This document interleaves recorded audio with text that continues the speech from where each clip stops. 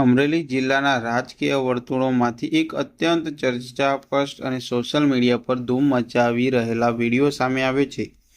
ખાંભા તાલુકા પંચાયતના કારોબારી ચેરમેન ભાવેશ જાદવનો આશરે 4 દિવસ જૂનો એક વિડીયો વાયરલ થયો છે, જેમાં તેઓ એક કાર્યકર પાસે આરામથી મસાજ કરાવતા નજરે પડી રહ્યા છે.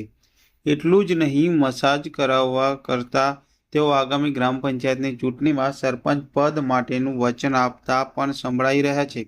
મળતી માહિતી મુજબ ધારી ગીરના જાણીતા લાયન્ટેડ રિપોર્ટમાં ભાજપનું એક પ્રશિક્ષણ અભિયાન યોજાયું હતું, જ્યાં ભાજપના મોટા હોદ્દેદારોનું રાત્રિ રોકાણ પણ હતું. આ રોકાણ દરમિયાન જ આ વિડીયો શૂટ થયો હોવાનું મનાઈ રહ્યું છે. વિડીયો સોશિયલ મીડિયા પર વહેતો થતાં જ સમગ્ર પંથકમાં અને રાજકારણમાં ગાલિયાઓમાં જાતની ચર્ચાઓ અને કટાક્ષો શરૂ થઈ ગયા.